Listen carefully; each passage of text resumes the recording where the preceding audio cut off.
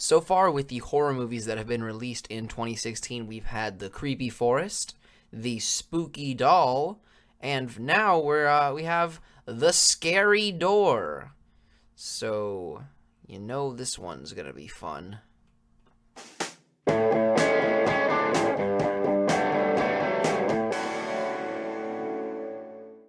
Hello, everybody. My name is Samuel. This is my voice, and I'm going to be talking about The Other Side of the Door.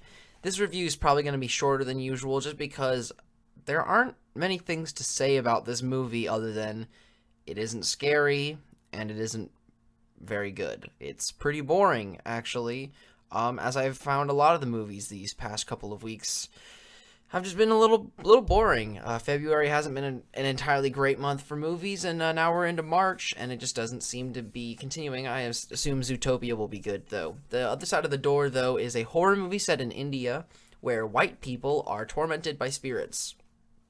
So I think my first problem with the movie is that it's set place in India. That's A-okay. Why are the white people the ones that live in, the big house and are living with the servant lady and the guy that cleans their yard? If there's a reason that they're in India, I don't remember. They didn't make it a very memorable reason at the beginning. It just kind of throws you in there and lets you know that, oh, the mom is pregnant, and now you fast forward a couple years and now she's really sad and remembering that. And my second problem is the mom. It's the lady that played Lori on The Walking Dead, which is a show that I do not watch often enough to care about.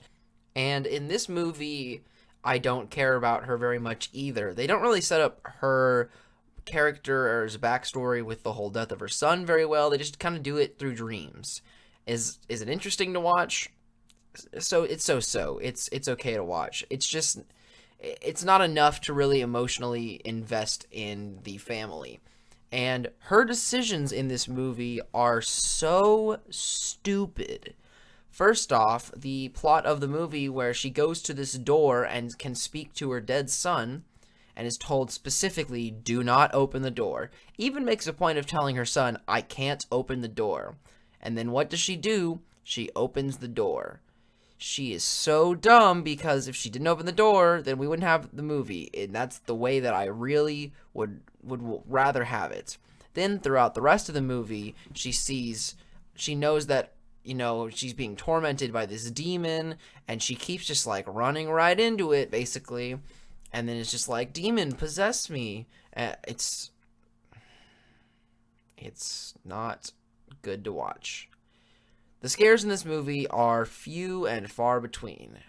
Is that the right word, far between? I don't really care. There aren't very many. There are not many scares, and most of them, they end up being some sort of jump scare in a way. Something I did think was interesting, though, was the ending. It wasn't ending like a typical bad horror movie in the way that there is, a jump and everyone in the end is supposed to go, that's coming towards us. But the way that it ends, it's sort of like a cycle. And when you see the movie, if you do see the movie, then you'll understand what I mean. But it's a cycle. It's just showing that everything that has happened will happen again eventually.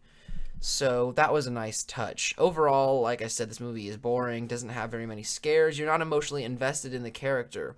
What would I have done differently? I wouldn't have made this movie. I don't think the premise itself really warrants anything in the form of a film. I would have just made something different. So overall, I'm going to give this movie a 3 out of 10. It's just here to be here and nothing else. So don't see it, but if you did and you want to talk about it, make sure to comment and talk to me. I'm Samuel. Treat yourself right and see a movie, just not this one.